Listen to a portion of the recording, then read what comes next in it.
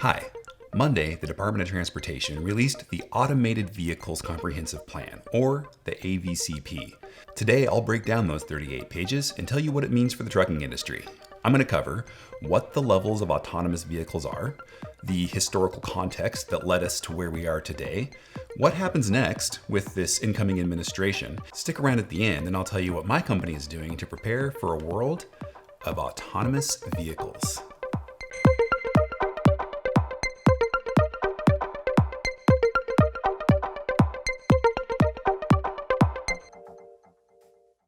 Okay, as a reminder, there are 5 levels of vehicle automation. Level 0, no automation. The driver is doing everything. Level 1, there is some driver assist. Now, most of us have a car today that has some driver assist. This could be cruise control or blind spot monitoring, some technology that helps out the driver. Level 2 is partial automation. Now, this is some sort of combined function using sensors to also control something like acceleration or steering, but the driver is still engaged. Then there's level 3, conditional automation. Now things start to get a little bit more interesting. The driver is still a necessity, but is not required to monitor the environment. The driver has to be ready at all times to take control of the vehicle, though. Then we get into level 4. Now, we don't actually have any level 4 vehicles for sale today. This is high automation. The vehicle is doing everything under certain operating conditions. The driver does have an option still to take control. Then there's level 5, full automation. The vehicle is in control in all conditions. Are there companies that are building these vehicles today? Specifically trucks? Absolutely. Daimler, Volvo, PACCAR, they're all working towards some sort of level 4 automation for trucks. And they're being pushed kind of from behind by startups. Too simple. Ike, Waymo, that's the company that's owned by Alphabet. Kodiak, Starsky Robotics, and Embark. There's no level 4 or 5 autonomous vehicles for sale today, but because there's so much investment in the space, you can bet it's probably coming. Question is, how soon? So why? Why do we need autonomous vehicles specifically in trucking? Well, the benefits are pretty clear. There's lowered insurance costs. There's lowered costs of shipping. That could also be passed on to consumers. Increased scheduling precision. And then there's, of course, the drivers. Before I get into the drivers, we should go back in time a little bit. In the late 1970s, the rate of return for trucking companies outpaced manufacturers. They were making a ton of money. Trucking company owners had fantastic profits, and drivers were some of the highest paid blue-collar workers in the country. The 8 largest carriers had a rate of return that was more than double the average Fortune 500 company. Competition was low, kept low in part due to the restrictive government regulation, and it was kept low in part due to the powerful Teamsters union. We'll talk more about that in a different video. That's a whole video in itself. But all that to say, there weren't an unlimited number of carriers to go to work for during the regulated period, which was between 1935 and about 1980. Not all the regulations were abolished all at once in 1980, but that's when the Motor Carrier Act was actually passed to start taking some of that regulation down. So what's happened since? Well, the American trucking industry has been going down an ever-changing road since then. After deregulation, the number of trucking companies more than doubled in the first 10 years. The cost to get federal approval to operate an interstate trucking company went from hundreds of thousands of dollars. You know, they were protecting lanes and they were trading lanes. And when you had an authority to operate on a lane, you basically were guaranteed that lane and the great rates that went with it. So those were very expensive. Now they're down to $300. That's nothing. What else can you get for $300? Well, you can get this Palm TX handheld, but you better hurry because there's only 8 left in stock. So you've doubled the number of companies that are out in the market. Many of them are small owner-operators, and they're starting to compete on price, undercutting the incumbents. Most of the large carriers that thrived during regulation with their highly paid union drivers and expensive terminals could no longer afford to stay in business. Only 11 years after deregulation, 45 of the top 50 truck companies from 1965 had gone out of business. Of those companies that remained, far fewer had union drivers. In fact, today there are essentially no long-haul unions at all, versus about 50% of all over-the-road drivers being unionized back in 1978. So what was the result of all of those union jobs being eliminated and a bucket load of new owner-operators? Well, initially there was a flood of new drivers into the industry, working for new companies that were competing on price. The rates went down, and the drivers were the ones that bore most of that rate cut in terms of their wages. So this has changed the algebra of driving a truck today for most people. Extremely low wages if you calculate it by the hour, very long hours, days or weeks away from home, has led to some companies unable to fill all those driver seats with drivers. Now, we're talking about autonomous driving here. How does all of this relate to the DOT's release of their comprehensive plan? Well, I don't think any conversation about automation of driving trucks is complete without mentioning a driver shortage. Indeed, the notion of a driver shortage is kind of one of the things that has propelled all the innovation in the area of autonomous driving. But the issue is not about a lack of people looking for good jobs. The issue is about those jobs and the way we think about the role of operating a commercial vehicle and then what it could be. Can we learn from other industries that made the transition from manual to a technology-assisted role? I think so, but that's another video. Let's talk about what the actual plan is from the DOT. The goals of the Automated Vehicles Comprehensive Plan has 3 sections. First, share information. Second, remove any barriers to innovation and provide a framework and tools for safety assessments. And then third, and maybe the most interesting, is to actually improve the transportation system. We're talking about infrastructure.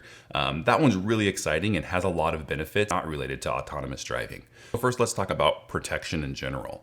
Number 1 in this plan is safety prioritization, specifically enforcing existing laws around the exaggerated claims relating to safety or performance. We have seen some legal action taken in recent years regarding Tesla's autopilot system.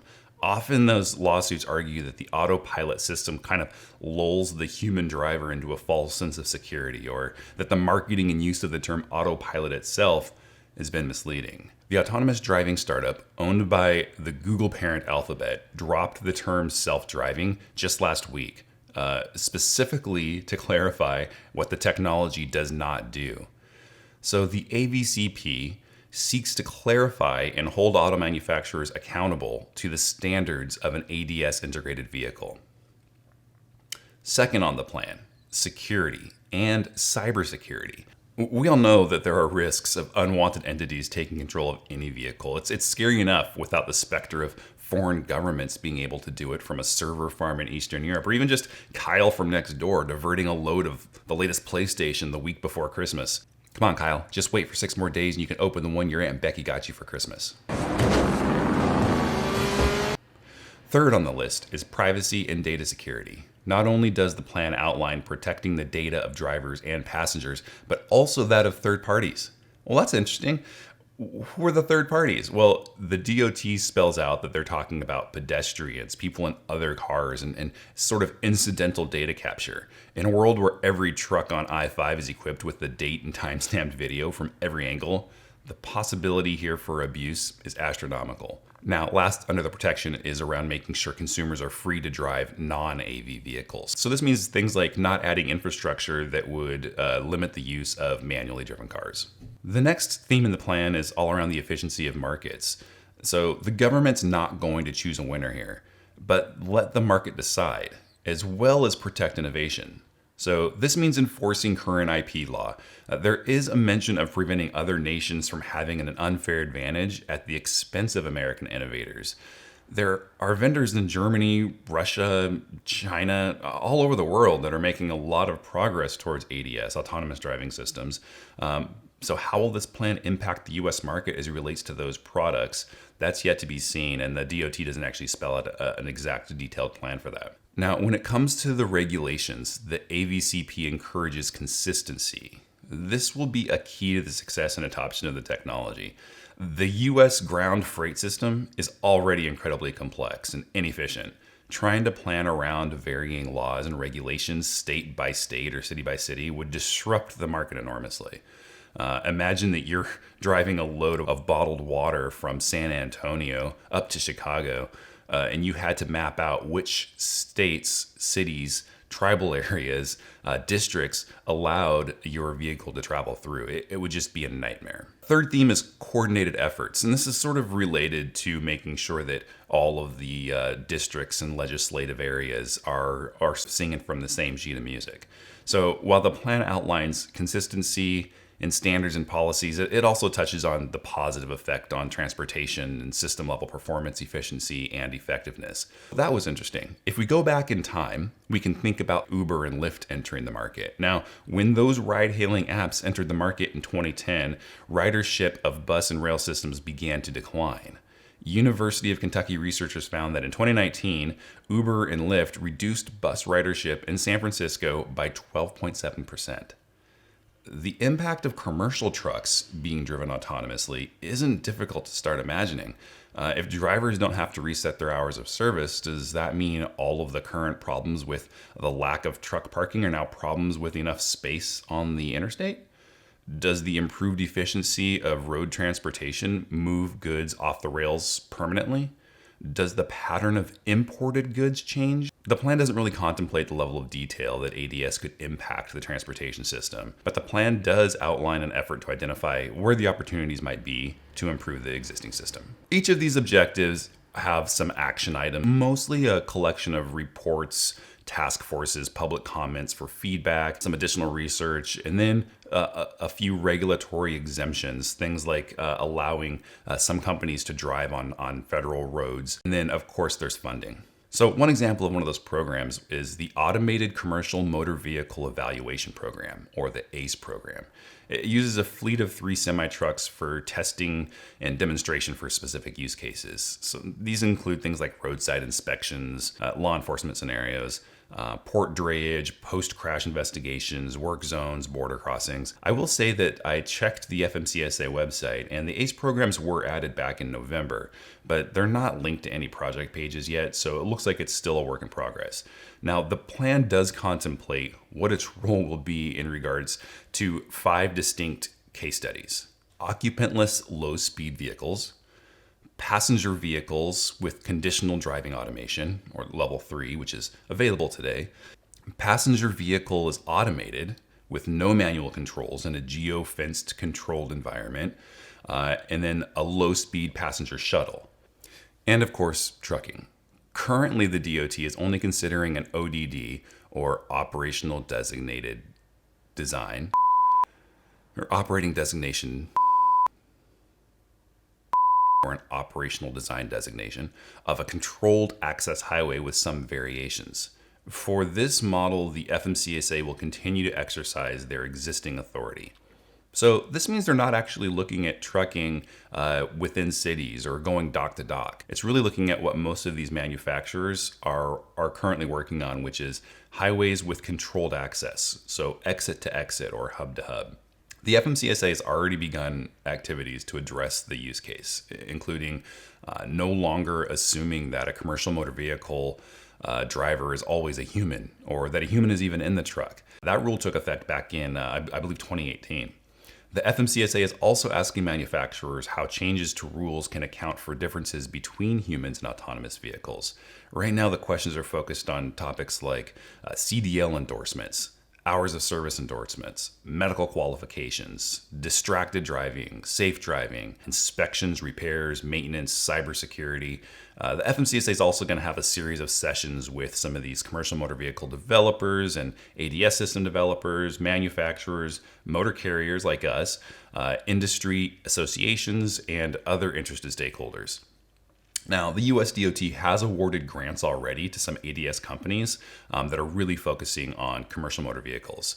And the DOT is also studying the potential impact of the national long-haul trucking workforce. So a lot there. Again, there's not a lot that's actually going to happen right away. A lot of this stuff is happening very, very slowly over time with lots and lots of input from the public as well as interested parties. But it is exciting to see that they have a report that's been released and sort of provides a roadmap for the future.